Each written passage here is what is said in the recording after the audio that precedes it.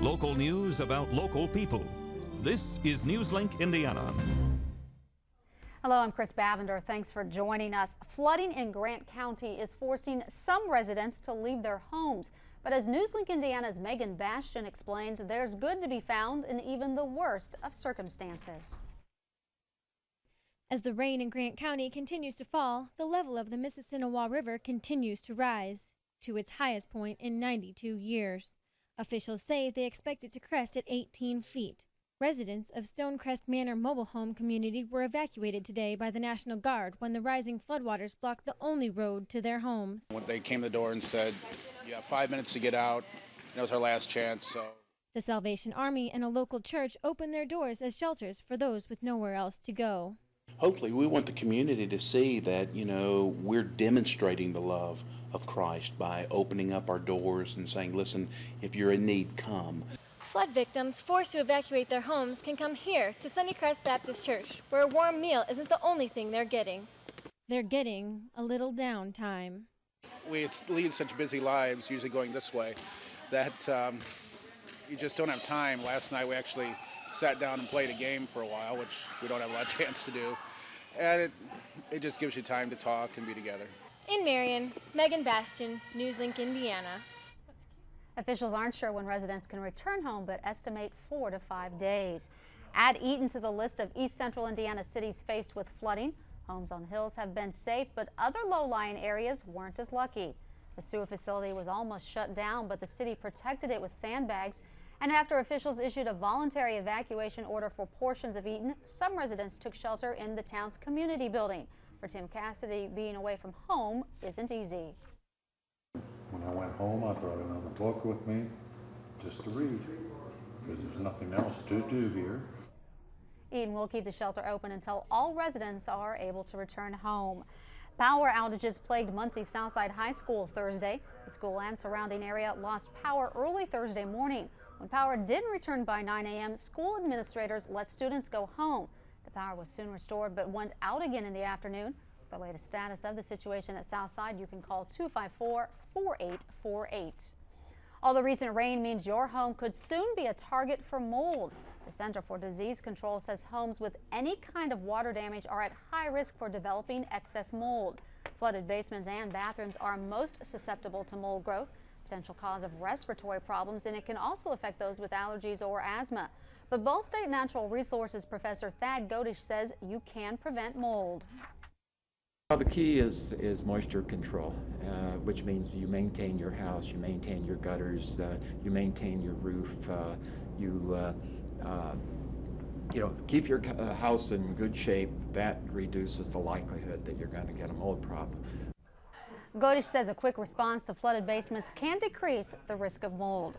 Well, Carrie Hazley joins us now with a look at our weather, and although the good news is the rain is about to stop, bad news is it could turn to ice. Well, that's right. Our area did see between 1 and 2 inches of rain today.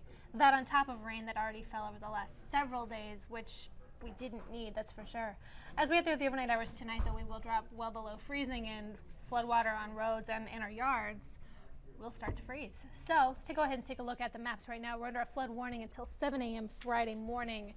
Areas along the White River, Wabash River, and any other river in our viewing area are still prone to flooding as we head through the overnight hours tonight. Please don't drive through flooded areas. If you come across an area that is flooded, do turn around and find another route.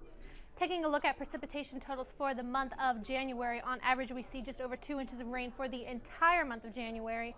So far on this date we've seen over 8 inches, and we're not even halfway through the month. Taking a look now at the almanac numbers, we started the day today at 63 degrees, but don't let that fool you. That was at 3:40 this morning. Temperatures have fallen all throughout the day today. 32 degrees is the average for this date, 16 the average low. Low temperatures across the state of Indiana tonight, much different from that 60 degrees we saw last night, in fact right on average. 17 will be the overnight low temperature here in Muncie tonight, 13 in South Bend, and 9 degrees will be the overnight low temperature in Chicago. For the overnight forecast, rain changing over to snow as we drop below freezing, but we will see gradual clearing as we head through the overnight hours, and we'll see a northwest wind from 12 to 21 miles per hour. A cold front swept across the state of Indiana tonight without a low pressure system. This is what brought us the rain that we've been seeing throughout the day today. As this starts to move east, an Arctic air mass will move in behind it. Cold air, but good news, it will be dry. Taking a look now at the forecast for tomorrow. Temperatures in the 20s tomorrow, a huge difference from today. 23 in Lafayette, 22 will be the high temperature tomorrow in Fort Wayne. Right here in Muncie for the forecast tomorrow, partly cloudy skies and much colder with a high temperature of only 24 degrees. We'll see a northwest wind from 7 to 11 miles per hour. And in the 5-day forecast on Saturday, we'll top out at 21 degrees. And on Sunday 19, there is a chance for a few flurries, though we don't expect any accumulation as far as snow goes for the weekend. Starting the work week, 16 degrees will be the high temperature on Monday with partly cloudy skies. And our next chance for significant snow will come on Tuesday. All right. Thank you very much, Carrie. Well, a feast was given in celebration for those restored an area hit hard by the ice storm. Newslink Indiana's Molly Fry shows us a community's appreciation. It was Thanksgiving in Muncie this January morning.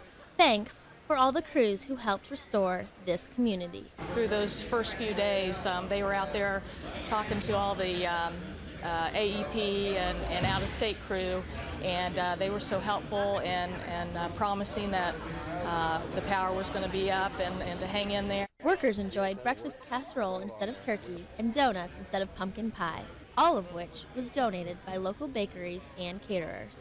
The breakfast is to thank crews from all over the country, like the gentleman here from Indianapolis Power and Light, who in the last 4 days have restored over 5,000 people in Muncie with power. Crew members from as far as South Carolina to Michigan had kind words for Muncie, too.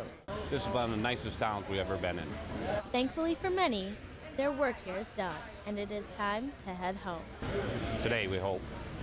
Others will stick around. Whenever everything's cleaned up and you guys are able to handle it by yourselves. Just like holiday meals bring families together, Baxter says this breakfast brought a community together. When people can come together when a disaster like this happens, it makes all the difference in the world. Even though the breakfast was a success, everyone hopes this Thanksgiving was a one-time deal. In Muncie, Molly Fry, Newslink, Indiana. And any food left over from the breakfast will be donated to the Muncie Mission.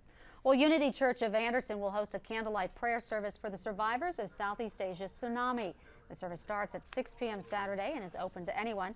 Donations for the American Friends Service Committee, which sends doctors into Indonesia, will be collected.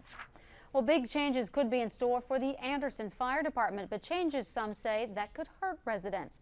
Newslink Indiana's Aaron Schweitzer explains. Budget cuts and population growth have led Anderson city officials to consider closing 3 older fire stations and building 2 more, but the downsizing will mean less manpower. We'll take 3 central stations within the city and combine those into 2. Okay. So we'll have better coverage on the southwest side and southeast side. The city is waiting for council approval for the money that would come from the ambulance fee. The city also wants to get rid of one of the 2 rescue trucks and reduce the number of firefighters. One rescue truck uptown here, when the bell rang, we might have 6 guys in the back of the truck. Those were extra guys, and along with the guys that were on the fire trucks. We don't have that today. We have 2 guys on the rescue truck doing the work of what 6 used to do.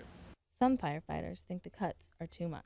They want to cut $2 million from the city's budget, but $825,000 of it's coming from the fire department. It just don't seem very fair.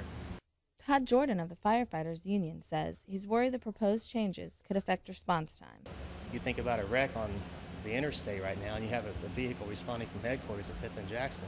You're talking about an 8 to 10 minute response time, which is going to cut into the golden hour if a person survives. If approved, the city plans to have the first fire station built by 2006. In Anderson, Aaron Schweitzer, Newslink, Indiana.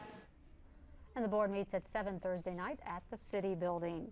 Well, that is Newslink Indiana. For Carrie Hazley, I'm Chris Bavender. Join us again tomorrow for more news on newslinkindiana.com.